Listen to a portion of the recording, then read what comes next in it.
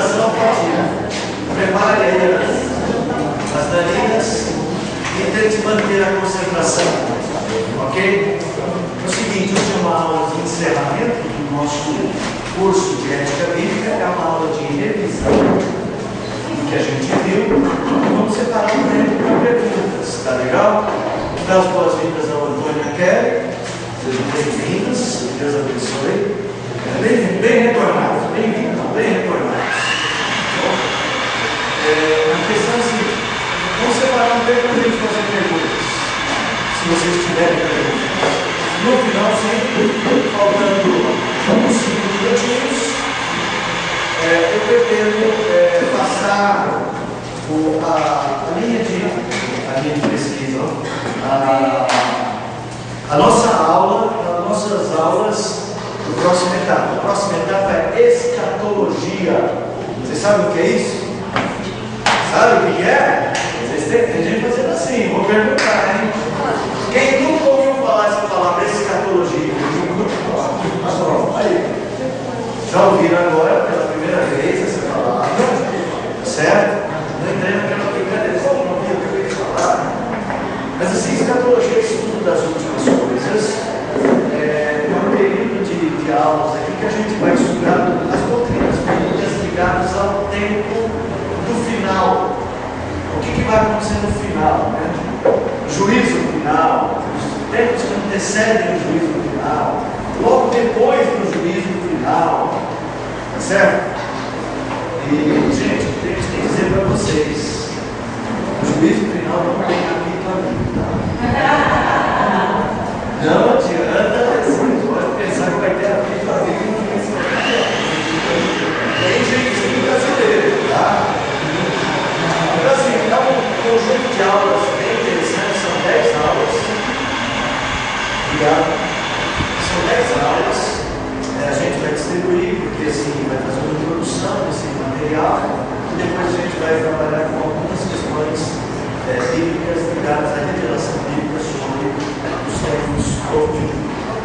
Bom, deixa eu ligar. Já está ligado. Então, hoje vamos fazer essa revisão e vamos separar um tempo para perguntas sobre o curso de ética bíblica. Outra coisa, jovens, você que está acima dos 40, mas ainda não aposentou as chuteiras, nós queremos montar um time master para a gente brincar e correr atrás da bola. Para a bola subir um pouco, ela dá muitas gargalhadas de nós, certo?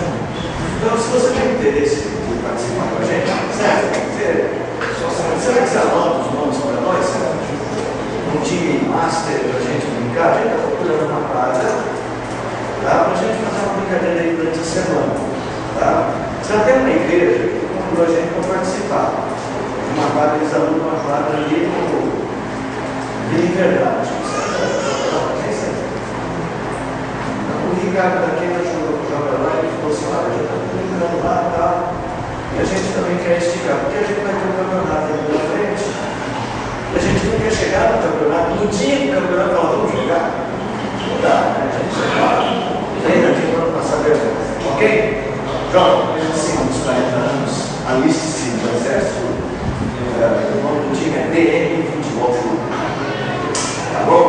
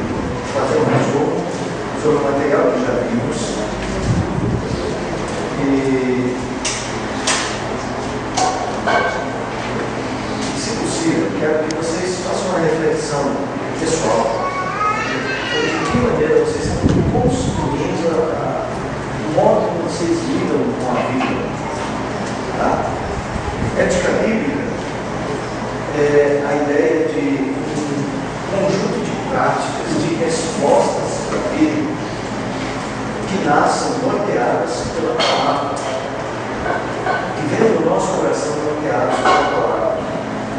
Das coisas, um dos conceitos mais importantes que devemos considerar na Bíblia é o conceito de mente, coração. A sua mente é o coração da sua vida. É ali que você aprende, toma decisões, e é a partir dali que você expressa a sua vida. A Bíblia diz que aqui é o centro da vida. De todas as coisas que se deve guardar, guarda também o coração. Porque dele procedem as saídas da vida. Há muita gente de coração duro. Há muita gente que endurece o próprio coração. Às vezes, endurece o coração para algumas coisas, para o relacionamento, endurece o coração para os filhos, endurece o coração para as coisas de Deus. E a gente precisa trabalhar aqui. Quando a gente fala em ética bíblica, a gente está falando de coração, gente.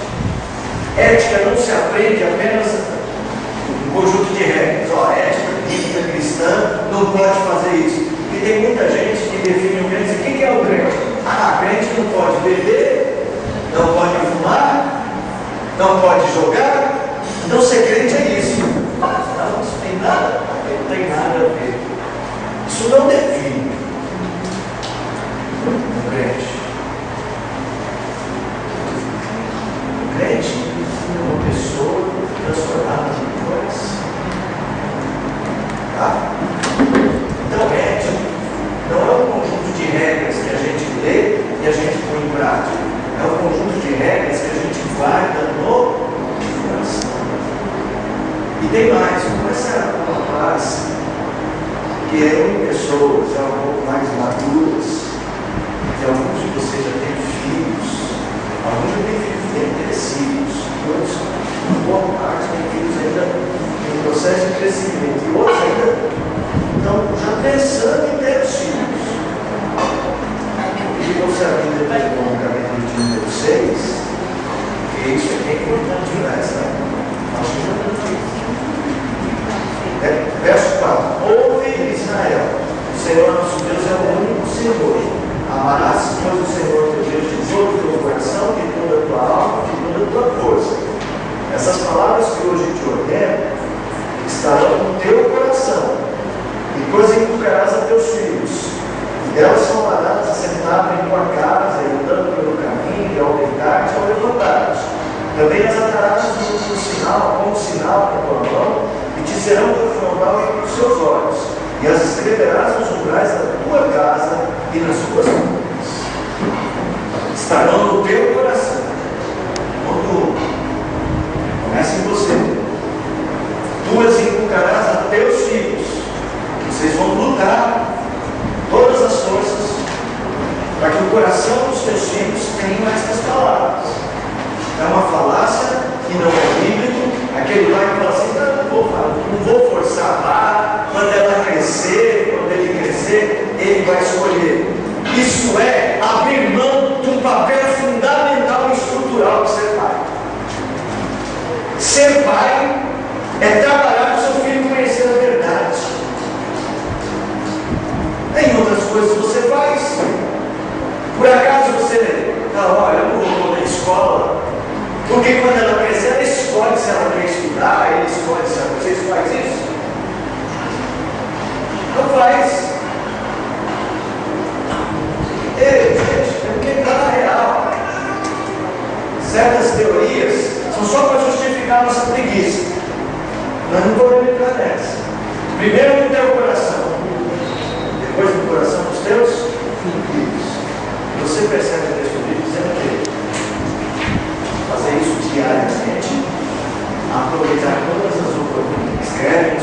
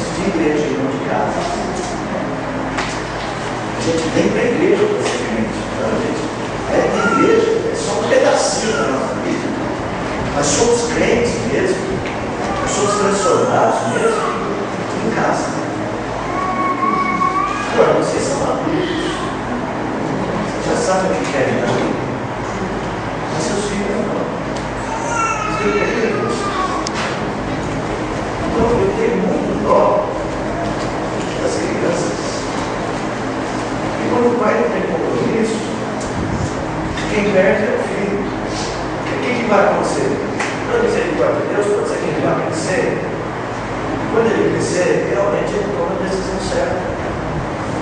Mas é que até chegar lá, ele corre o risco de encontrar no caminho alguém que leva ele no caminho errado. Se ele não tem um tesouro no coração, ele vai.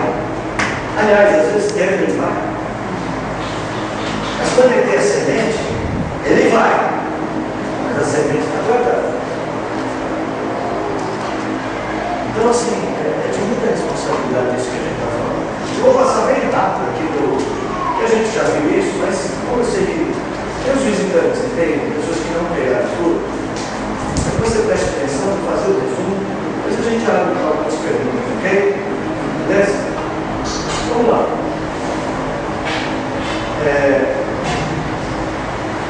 Bom, você já sabe que é a conclusão, né? Já disse. Lê para mim aí, Leandro. A ética bíblica é um padrão de conduta normalizado a partir de parâmetros estruturados na revelação especial. Este padrão ético pressupõe que o Criador determina as bases para a sua vida, segundo o padrão moral santo do seu ser, que dará ao homem a mais perfeita forma possível para a vida da morte. Olha o seguinte. Deus é o padrão. E Ele estabelece como deve ser. Nós não podemos construir uma ética meramente humana.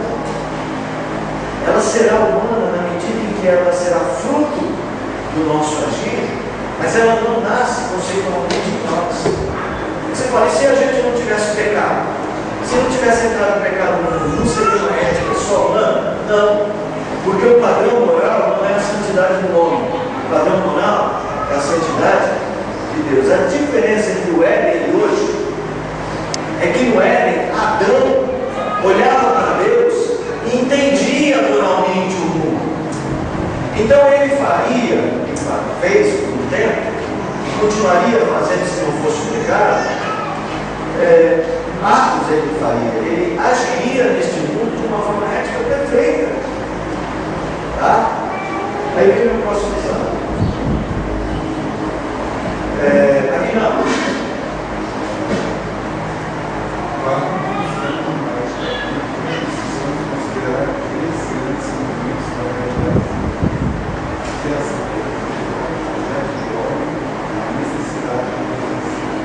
Muito simples. Deus criou o mundo. Deus criou o mundo perfeito. Funcionava perfeitamente. Quando entrou no pecado no mundo, a criação continuou tendo uma estrutura perfeita, mas agora essa perfeição foi maculada. O homem não consegue perceber e viver perfeitamente nesse mundo. Então é preciso haver uma restauração, que a gente está chamando de redenção. Nas nossas aulas, nós vimos a redenção em 2 níveis. Existe a redenção que ocorre por regeneração, que é a salvação, a mudança do homem pela obra do Espírito Santo. Então, aí tem a ver com os filhos de Deus, com as pessoas que serão transformadas no mais profundo do seu coração. Eu já vou colocar o slide que a gente usou para isso. Mas existe aquela redenção que ocorre um nível um pouco mais superficial, mas também profundo, que é a mudança do caráter da pessoa. E isso não é só o crente que muda o caráter. O caráter de qualquer pessoa pode ser transformado. Até o ímpio muda. E até o ímpio honra a Deus no sentido lá, desse assunto, desse tema. Quando o que ele faz é certo, a Bíblia diz isso. Mas ele precisa ser mudado nesses valores, os valores do caráter. Muda no coração, o coração ímpio também às vezes é mudado. Então, nós entendemos o seguinte, que você precisa, essa estrutura de restauração, precisa estar na nossa mente sempre. Tudo que a gente faz envolve esses 3 mundos. O mundo perfeito, o mundo da queda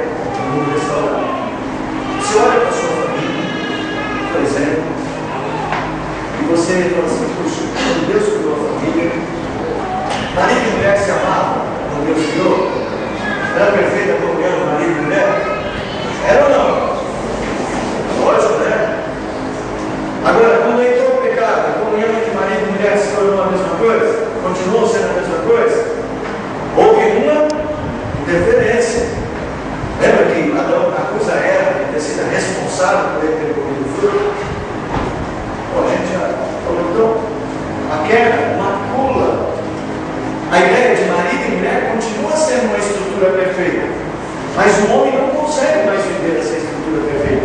É preciso haver a redenção dessa estrutura. Vamos lá para outro exemplo de família: pai e filhos. Relacionamento pai e filhos. Não houvesse pecado, seria perfeito? Foi construído, foi instituído para ser perfeito. Deus já sabia que a gente ia ter filhos quando nos criou perfeitamente? Como é que eu sei disso? Como é que você tem toda a certeza que Deus já sabia que o homem e a mulher iam ter filhos? Hã? Porque Deus mandou.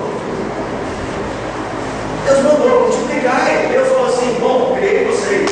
É tudo muito bom. Agora espalhem esse muito bom por aí. Crescer e multiplicar. Isso seria uma relação perfeita, gente. Nunca na história da humanidade haveria um filho para desobedecer o pai.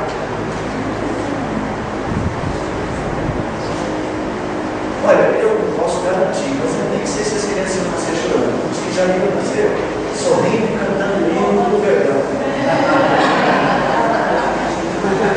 Zagadei. É aquela.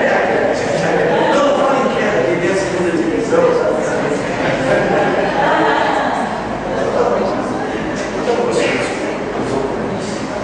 É assim, gente. Seria perfeito, mas não pode quedar. É a relação mais perfeita. Mas a estrutura é perfeita.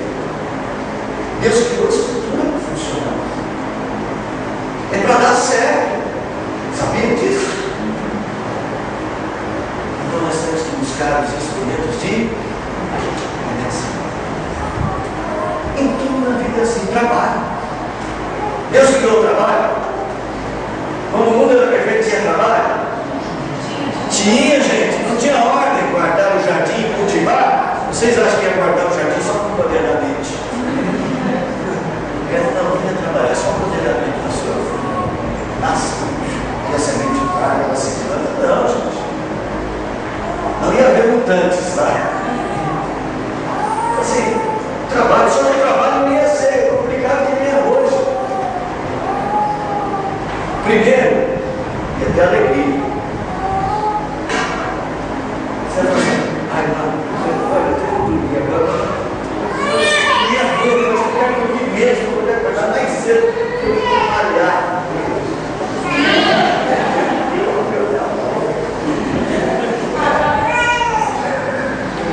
Poxa vida. Essa noite, olha, só não vou deixar de dormir às 8 horas porque está com estrutura biológica. Porque a gente não ia quebrar nenhuma estrutura biológica, nenhuma estrutura criacional. Então esse negócio de dormir também não ia dar certo. Mas assim, eu vou dormir, mas eu vejo a hora de acordar para ir trabalhar. Veja a hora de acordar para ir atender meus clientes lá na ótica. Não ia ter ótica, porque eu acho que todo mundo ia chegar perfeito. Seria usar outra, seria de outra profissão, eu acho, tá? Tá bom, gente?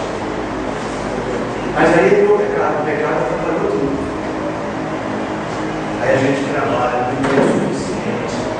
E nem sempre o trabalho já é prazeroso. Mas vocês já viram que às vezes é? É porque isso é uma estrutura da qual é possível desfrutar ainda hoje. A gente tem que procurar o caminho da a ética bíblica nada mais é que aplicar as ferramentas da palavra para encontrar o caminho da redenção. Vamos passar rápido aqui nos slides que eu trabalhei a noite toda, escutando os deputados, não, me divertindo um pouco com aquelas falas preciosas. Eu estava guardando o tiririca, mas eu não vi um discurso de tiririca. Eu achei que ia ser melhor. Está difícil, viu? Quem acompanhou um pouquinho sabe. Olha só como eu gastei no tempo. Vocês têm que ver isso, gente. André, é verdade. Criação perfeita. Deus criou estruturado. Na verdade, essa estrutura criacional é um funcionamento perfeito de sua obra. Deus criou tudo, criou para funcionar. Fez perfeito. Nada nada está assim, fora do lugar. Marte está no lugar onde devia estar, a Terra está no lugar onde devia estar, o mar está no lugar onde devia estar, a Lua está na distância certa onde deveria estar. Tudo vai funcionar perfeito, mas principalmente o homem. Porque o homem é colocado dentro dessa estrutura. Isso é uma coisa interessante. A Bíblia diz que Deus criou a terra para ser. Gente, quando a Bíblia diz que Deus criou a terra para ser habitada, é o mesmo que ela dizer que criou a terra para ser, para pôr ali o. Isso tudo que está aí ao nosso redor, Niágara, assim fala. Niágara fala, o nome daquelas quedas lá nos Estados Unidos. Niágara é o Corcovado. Fala outro lugar bonito, né, gente? Foz do Iguaçu, outro lugar bonito. João Pessoa. Hã? João Pessoa. João Pessoa. Bonito lá, é. Hã?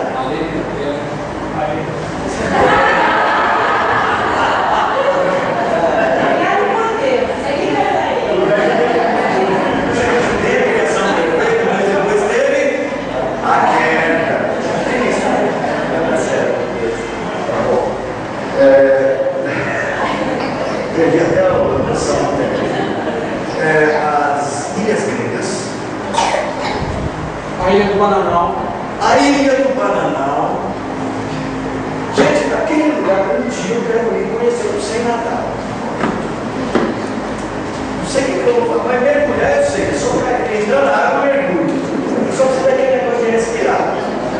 Para ir para o Fernando de novo. Hein? Você que foi lá no Amazonas? Que lugar bonito é? O rio Amazonas deve ser lindo, parece um mar. Hã? Parece um mar. E aquele lugar lá, o Rio Negro e o Rio que não mistura as águas. Gente, como é que pode? Não misturam as águas, Deus criou tudo isso no ser humano. Deus criou isso para nós. Só que ele é a queda. A gente aprecia essas coisas? A gente aprecia, mas a gente também destrói. Ética bíblica é encontrar as ferramentas para não destruir, para a gente só aproveitar. E assim, o mundo na vida funciona assim, tá? Tudo foi criado perfeitamente. Olha, e essas coisas não têm sua função, não tem sua função de serem bonitas para nós. Elas nos ajudam a viver. Bom, não vou entrar no mérito, não sou especialista nesse assunto, mas tem um assunto sobre a chuva no Brasil, que diz que toda chuva no Brasil começa na Amazônia. Porque além dos aquíferos subterrâneos, nós temos uma coisa fantástica, leia isso na internet, que são os aquíferos aéreos. A Amazônia produz água que vai para o céu, uma quantidade maior do que a gente tem correndo nos rios do Brasil inteiro.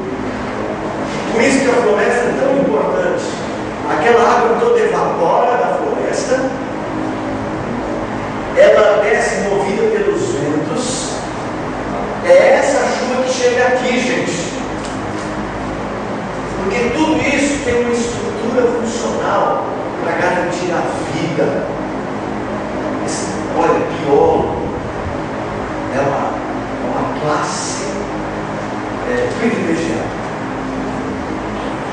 Porque biólogo estuda esse negócio que se o cara for crente, ele pode trazer, ele vai, eu acho que a cada estudo que ele faz, ele fala, Deus é grande mesmo. Agora, se ele não é crente, ele acha que é só a natureza que funciona. Ele acha que a equidade pode substituir, a ideia de dar pode substituir. É só a natureza, isso é natural. É natural. É que o que faz isso é um criador. Essa é a nossa aula, não é? Não sou judiado, pessoal. Entrou a queda. A queda, ela interfere interferiu nesse funcionamento? Alexandre, lê lá para a gente. A queda não apagou totalmente as estruturas da criação, mas comunicou profundamente a capacidade humana de viver segundo padrões do homem criacional. Na verdade, Deus criou o homem para desfrutar disso, gente. E ele ia desfrutar disso a partir de Deus. Ele ia falar, cada coisa que ele vivesse, ele ia entender Deus por detrás de tudo e ia perceber como as coisas são perfeitas. O problema é que entrou a queda e ela compromete essa capacidade. Aí você vê as coisas de Deus, acha que não é de Deus, não percebe Deus, não desfruta, faz a coisa errada. Gente que tem mais prazer no erro do que na verdade. Está lá em João. Os homens amaram mais as trevas que a luz. Está lá o apóstolo Paulo, eles deteram a verdade de Deus pela injustiça. Detiveram a verdade de Deus pela injustiça. Eles preferiram criar estruturas do pecado e viver por essas estruturas do que viver pela liberdade da verdade. Tem gente que prefere desfrutar desse mundo sem o Criador e fazem um trabalho em suas mentes para se tornarem ateus práticos ou ateus filosóficos também. Cara, Deus existe, vão desfrutar do mundo sem Deus e não consegue desfrutar do jeito que tinha que ser. Quase sempre se tornam pessoas muito amargas. É que Deus é misericordioso. Existem outras estruturas que ajudam até o ateu a pensar e nem reconhece. Então o pecado foi uma grande interferência contra ele que nós lutamos. Abre em Hebreus só para você ver isso. Hebreus capítulo 10.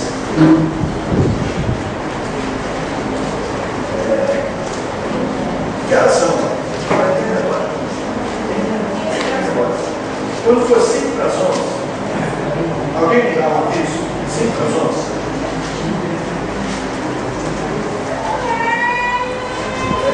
Gente, cadê o meu Deus aqui? Deus. Deus, Tiago. É hora que a estrutura típica, né? Se encontra, né? Se encontra. Hebreus 10. Opa, 10, não, 12. Desculpa. Hebreus 12. Alguém lê para mim o verso de número 4.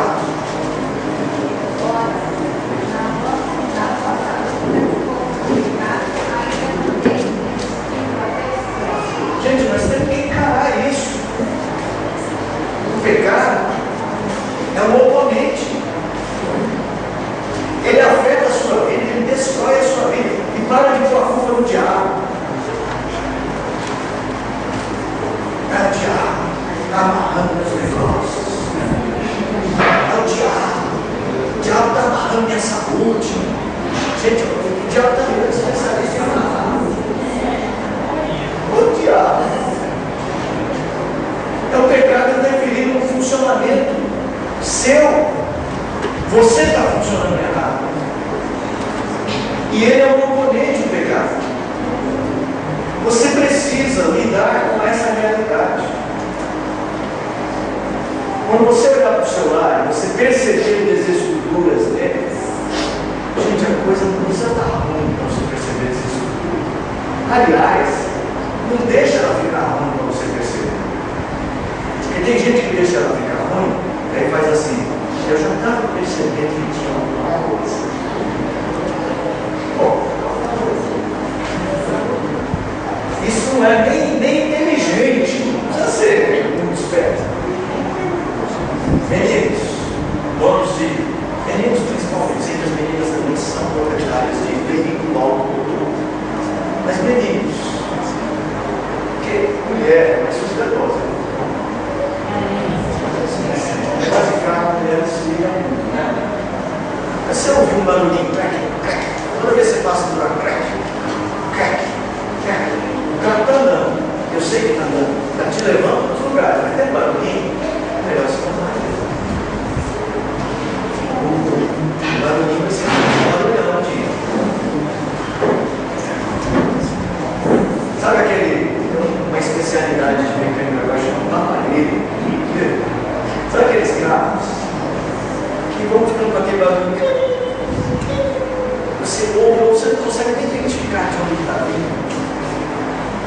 aquele grito pode ser um problema. Se você cuidar, você vai preservar o seu corpo. Lógico que as coisas vão ser diferentes. Se você perceber que tem pontos de desestrutura, não espere isso tornar um problema. Agora você tem que encarar de frente que o pecado é o oponente. Não dá para conviver com ele sem que ele afete e estrague a sua vida. Tem que encarar.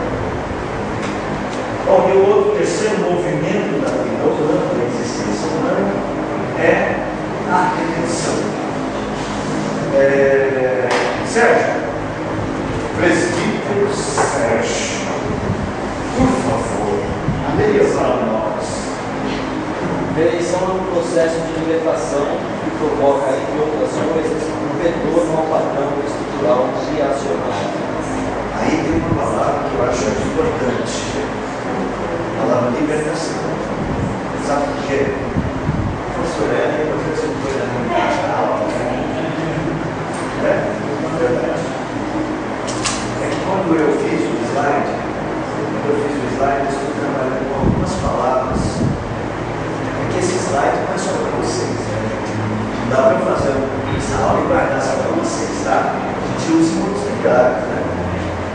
Então, quando eu dou curso sobre isso aqui, às vezes eu uso algumas palavras-chave. As palavras que eu destaco quase sempre têm a ver com comunicação ou queda. Por que libertação é importante? Porque ela aponta para o fato de que nós estamos presos a estruturas criminosas.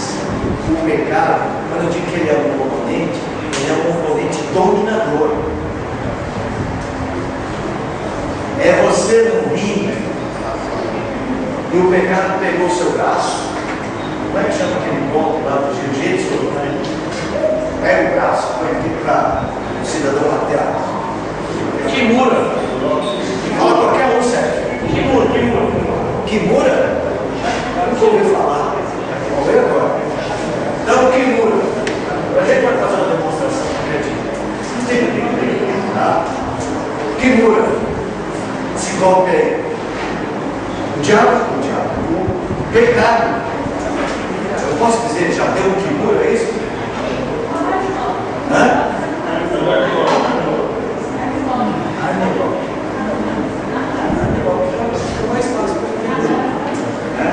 Então ele já deu uma chave de braço.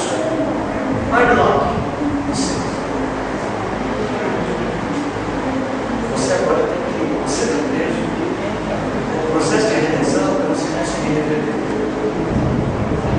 Nós já iniciamos a nossa vida. Assim como. Nós já iniciamos a nossa vida no Airlock. Nosso trabalho nos libertar dele. Esse é o processo de redenção. Obrigado por lembrar. Agora sim, quero que vocês notem esse caminho aqui. Nós propusemos para vocês um quadro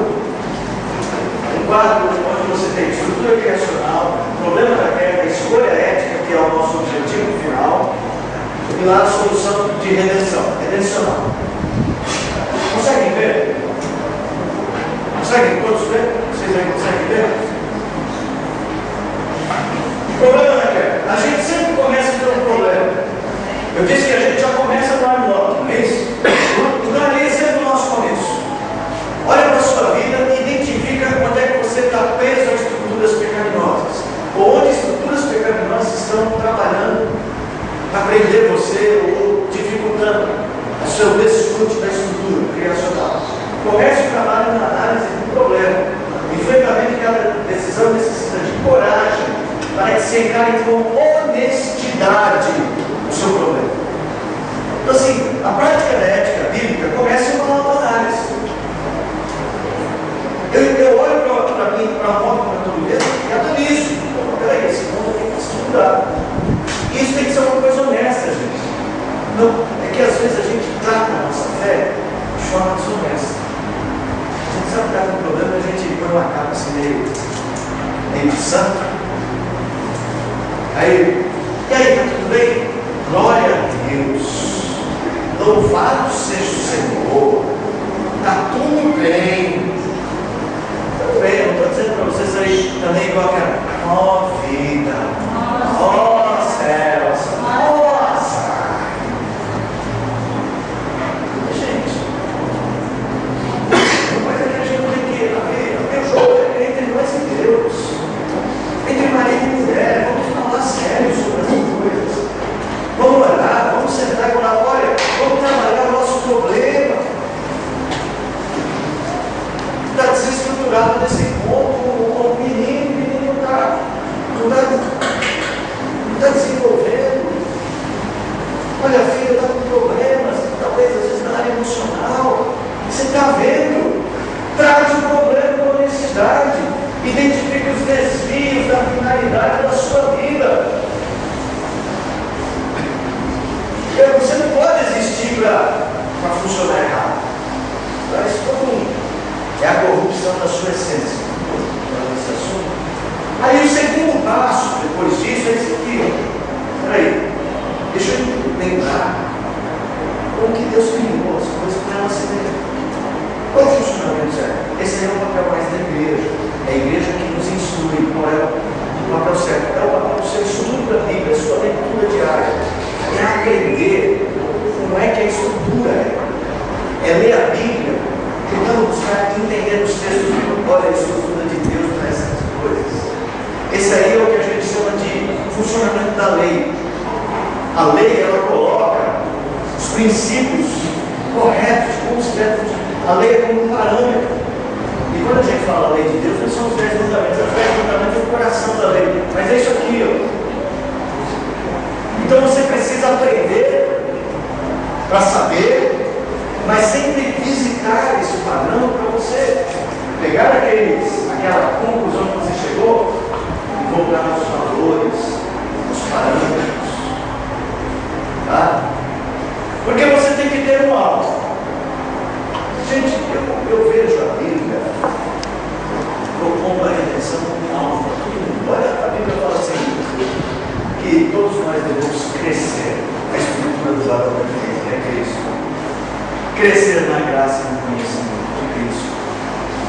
A Bíblia fala que nós devemos imitar a Jesus. A Bíblia diz para Abraão, sai da tua terra, vai para uma terra que eu vou te mostrar, lá eu vou fazer você ser um povo grande, vai ser o meu povo, anda na minha presença e ser perfeito. A Bíblia trabalha com alvos, com objetivos.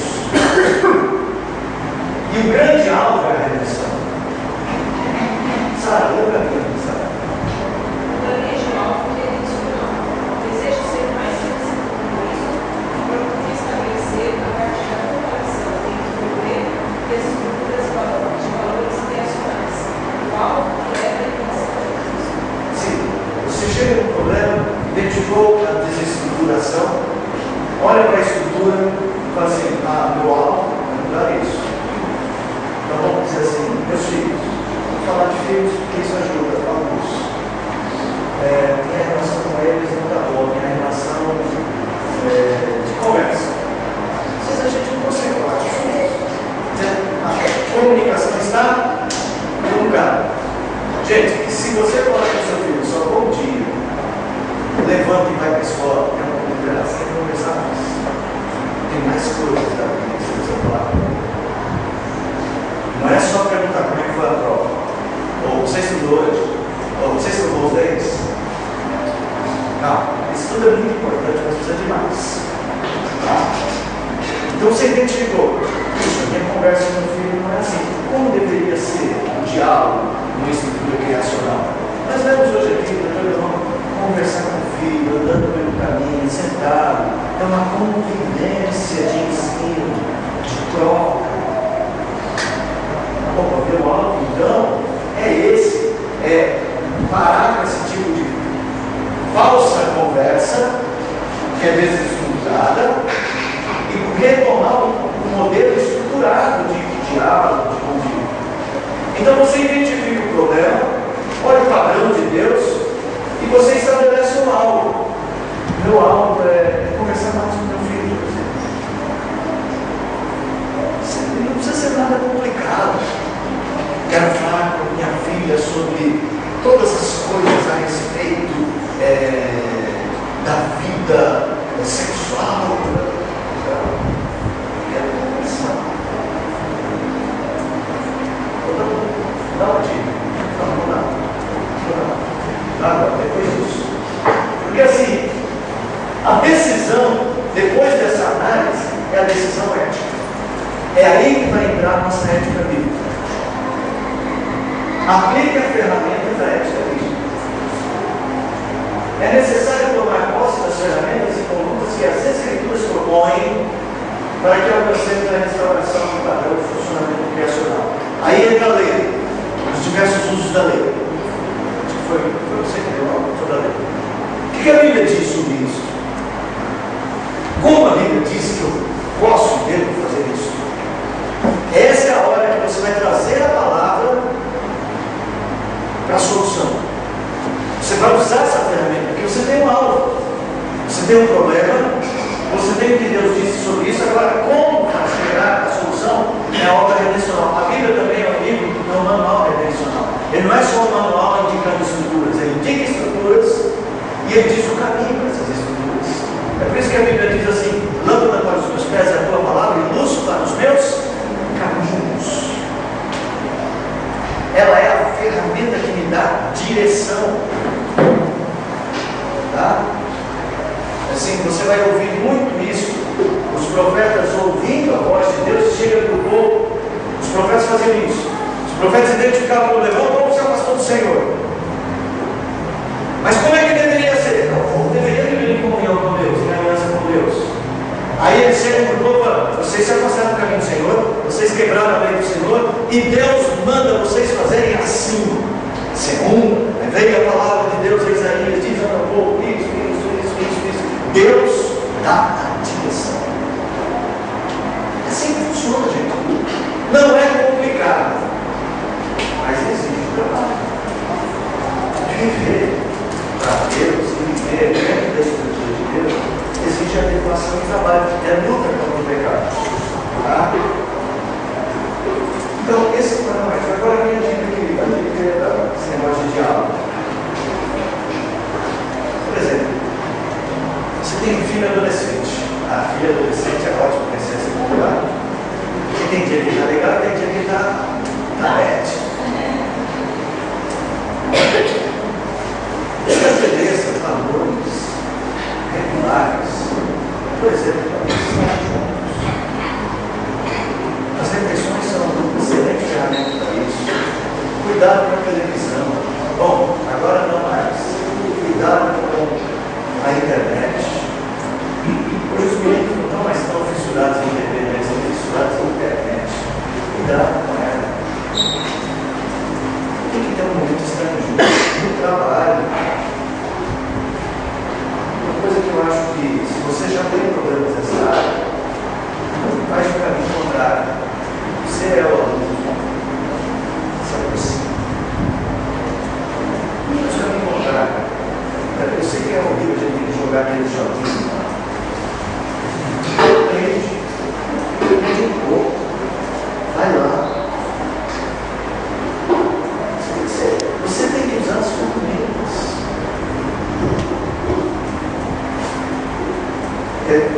Você já tentou. Sai desse computador, menino. Você já tentou isso. Funciona uma tática que ele fica assim. Vamos ter um diálogo. Agora senta aí que eu acho que tem um diálogo. Bom, isso não está funcionando. Às vezes funciona. Às vezes só uma conversa. Às vezes conversa mais. Depende da natureza, da criança. Da índole também. Mas também ao contrário. Chama para ir jogar uma bola, para ir andar de bicicleta, para ir fazer um passeio. O que eu estou dizendo é que a gente precisa encontrar mecanismos. Deus faz isso com a gente. Está bem empurrado. O que Deus faz? Deus manda um cântico. Se der um negócio muito diferente, ele vai ao seu encontro. É assim que funciona. Rapidamente, então, isso aqui foi uma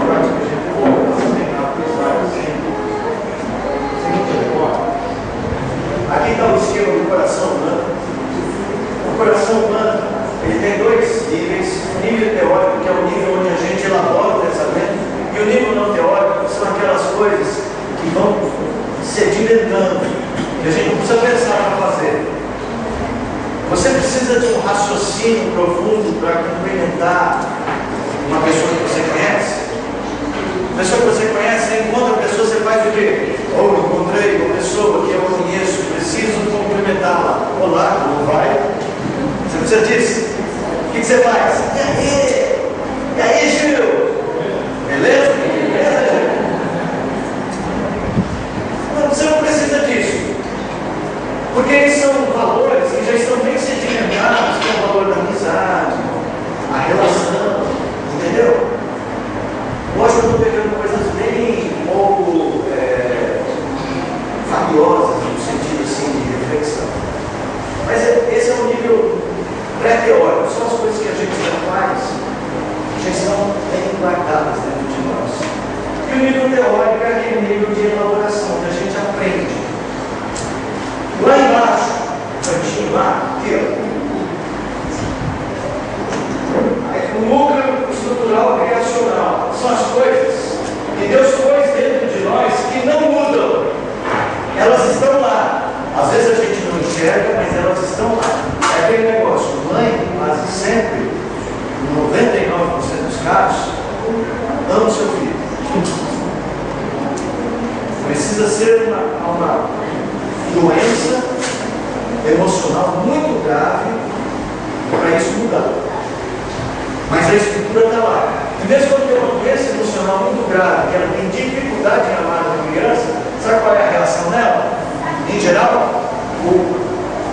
Por quê? Porque ela está lutando contra uma estrutura. Então tem coisas que Deus colocou que não vou falar delas hoje, não vai seguir. Um outro dia. Os valores fiduciários são absorvidos. Fiduciários é valores de fé. Crenças que movem você. Por exemplo, o amor é uma estrutura. Vocês acreditam no amor familiar? A gente aprende o amor familiar com a família. Então a estrutura é o amor. Família é estrutural. Mas amar a família é um processo cultural, de fidúcia, de aprendizado. Amar os seus. A Bíblia até usa esse recurso para dizer assim, que é preciso cuidar da própria família. Quem não cuida da própria família é pior que o descrente. Entendeu? Isso é uma coisa que a gente aprende culturalmente. Mas você já viu lares desestruturados a ponto de filhos que não conseguem amar seus pais, não conseguem um relacionamento emocional completo com seus pais. Porque famílias desestruturadas. Mas são valores que se podem aprender. Estão no nível profundo, não tão profundo quanto as estruturas, mas no nível onde há transformação. Em geral, é aqui que o pecado afeta você. Porque às vezes você não consegue desfrutar das boas estruturas, porque isso a gente já trabalha. E os outros dois níveis são os níveis mentais, onde a gente aprende isso. É aquele bem superficial lá em cima, que eu usei o exemplo, que é a última novela, né? Aquelas coisas que você aprendeu na última novela. O último livro. Melhorou, né? O último livro. Você leu o livro lá? Deixa eu pensar aqui. Você leu o Monge Executivo. Você leu o Monge Executivo. Nossa, que tinha uma coisa fantástica. Aí depois você leu um outro livro. Deixa eu pensar um outro aqui. Casais inteligentes enriquecem juntos. Acho que é esse aqui, lá do Gustavo. Nossa, agora eu aprendi algo melhor ainda. Esse é o nível superficial daquele aprendizado que às vezes ele internaliza, mas ele é aquele aprendizado mais passageiro também. Tá? Existe um nível um pouco mais inferior, que há os valores mais transitórios, mas eles são mais arraigados. Por exemplo, você é brasileiro, como brasileiro você aprende a abraçar, beijar, né, dar risada alta. Aí você muda para um outro país, fica lá 20 anos. Aí depois de 20 anos você foi morar na Dinamarca. Dinamarca, por exemplo. Na Groenlândia você vai morar. Eu sei se tem gente morando na Groenlândia. Quem nasce na Groenlândia é o quê, gente? Groenlândia Zelar. Zelar é bom. Tá. Você virou país norte, ficou 20 anos na Dinamarca. Esse é o povo dinamarquês. Se algum dinamarquês estiver ouvindo é só um exemplo distante. Aí você vem para o Brasil. Aí você chega aqui e a primeira coisa que a pessoa faz é vai receber você no aeroporto. Aí você está fazendo aqui. Eu disse que ia pegar o táxi. Não, eu quero estar aqui. Deixa eu carregar sua mala. Não, mexe aí. Você voltou meio dinamarquês, né? Porque são valores, existem valores culturais que a gente aprende. E eles ficam arraigados no nosso coração. E a gente começa a agir. Tá? A gente começa a agir. Então, gente, a gente precisa muito disso. Saber isso. Aqui, a intervenção corretiva funciona assim. Esse núcleo aí não dá. Deus criou, não muda. Nem o pecado não dá. Mas aqui o pecado faz mudanças. Então, aqui é um processo de regeneração. O processo de redenção acontece aqui. Às vezes, mudanças regenerativas da alma. Você se torna nova criatura. Aqui, a lei de Deus, ela te influencia, ela muda o seu caráter, ela muda o seu comportamento. A ideia é que ela seja um guia para mudar tanto isso aqui, que essas mudanças se aprofundem para cá. Tá? Então deve haver um movimento. Aí é o papel da ética bíblica. Qual é o papel da ética bíblica? É tanto usar a lei de Deus e aprender o jeito de Deus e fazer tantas vezes e repetir tantas vezes o jeito de Deus que no início eu faço a pergunta, eu tenho certeza, eu acho que não é isso que Cristo faria. Aí da segunda vez eu acho que não é isso que Cristo faria. Eu acho que não é isso que Cristo faria. Cristo faria assim, na segunda vez faria assim. Na décima, na 20ª, você não precisa fazer pergunta, você já faz o jeito de Deus. O que aconteceu? Internalizou. Né? O marido descuidado, disse que ia trocar o chuveiro e trocou. Mas ele deixou as ferramentas no banheiro. E isso aconteceu uma vez. Aí ele foi mexer na tomada e deixou as ferramentas no chão da sala. Aconteceu 2 vezes. Aí ele foi, resolveu que ia pintar a porta e deixou a tinta na porta de entrada da casa. Aconteceu 3 vezes. Aí você na primeira vez jogou a ferramenta na cabeça dele. Aí você descobriu, não, está errado, isso não é de acordo com a estrutura criacional. Então eu preciso corrigir isso. Aí ele fez a segunda vez, aí você, peraí, isso não é de acordo com a estrutura criacional. Gente, eu não estou estimulando o relaxo dos pais, estou usando um exemplo, tá? Estou dizendo assim, vai chegar uma hora que você vai pensar em jogar a ferramenta na cabeça. A maneira como você vai tratar isso já será automaticamente de uma maneira biblicamente ética. Tá? É um processo. Esse foi o curso que nós demos. O objetivo desse curso é esse aqui. O objetivo desse curso é você enfrentar, está vendo o coração de vocês? Dá para ver, né? O coração de vocês lá. O objetivo desse curso é vocês enfrentarem a problemática da vida. O problema aqui não é só a falta de dinheiro, não. O problema são as situações da vida. Elas vêm, você as percebe, e agora você tem que dar uma resposta para elas. Vamos estar na frente de vocês, tá? Como é que funciona essa resposta? Você vai tirar do seu coração o seu padrão ético.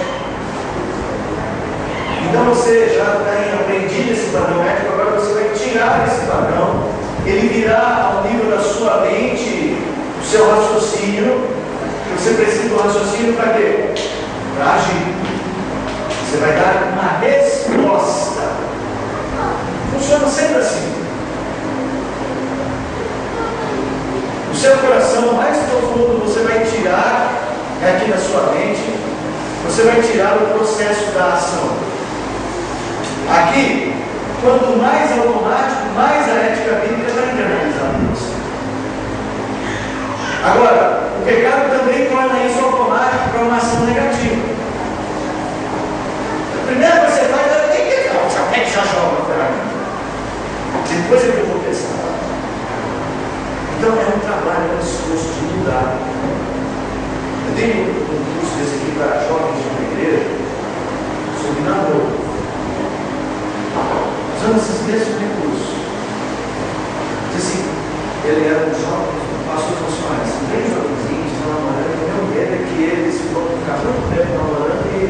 namorada, coisa antes do casamento. Eu vou entender, né? Então eu vou falar assim, olha, vocês têm que trabalhar com a dialética, treinar sempre que acontecer a tentação, que é o problema. Opa! Inflamou. Estou entendendo? Se eu quiser, inflamou. Oh, nossa! Vai explodir. O que ele faz? Não é uma ética. Cristo não faria isso. Eu falo, meninas, olha para as meninas, eu sei que a Bíblia diz que é papel dos homens tomar mais cuidado. É papel do homem mudar também. Mas meninas, não espera muito contrário. Nesse caso, a desestrutura da mente masculina é maior que a feminina. Bom, vamos ser práticos, tá?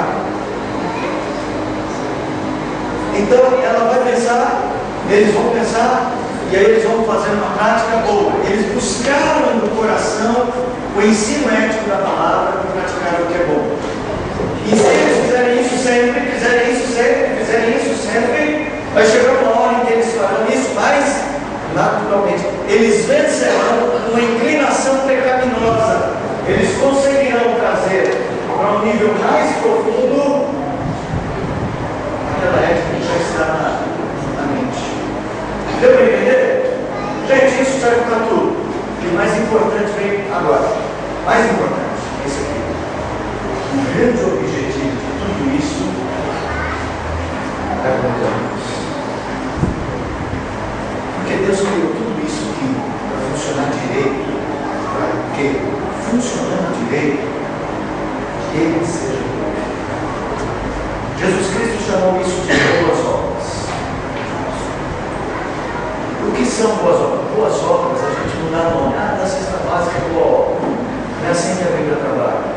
Boa obra é funcionar de acordo com a estrutura criacional. Não importa o que você faça. Gente, Deus não trabalha com essa arte. Deus não trabalha com marketing, Deus trabalha com vida. Porque a gente gosta muito do marketing. Eu fui lá, eu vi, olha. Deus não está nem se importando. Não é que não está se importando. Não é isso que é o ponto para Deus.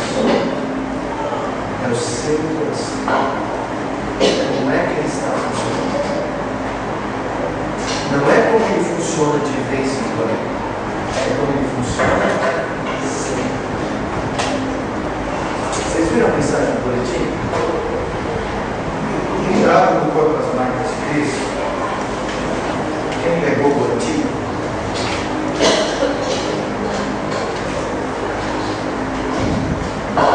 Depois vocês vão ler aqui essa mensagem.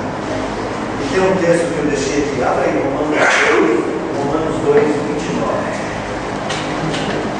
Mas eu ensino para vocês a dar uma vida nessa mensagem. Romanos 2, 29. Quer achar aí? Dei aula para a gente. Comecem com a voz forte, poderosa. Alguém com a voz forte. Alguém com uma boa voz. Romanos 2, 29. Qualquer pessoa pode ler?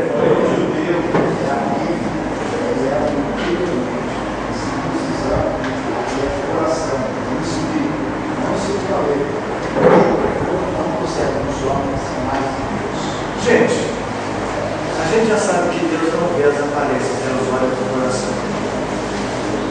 O verdadeiro homem de Deus, traduzindo aqui o Espírito nessa passagem, não é o que é externamente. É o homem interior, é o que é no coração. Tá bom? Perguntas. Espaço para perguntas. Alguma questão? Você gostaria de ponderar sobre alguma coisa comigo, alguma coisa que não ficou clara para você? Vamos lá? Não? essa lista de aulas, inclusive para a alegria dos meus colegas,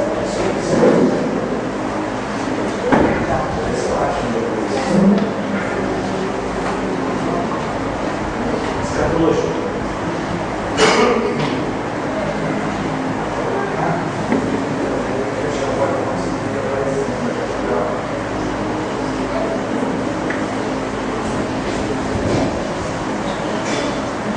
Dá para ver aí? Tem jeito de aumentar?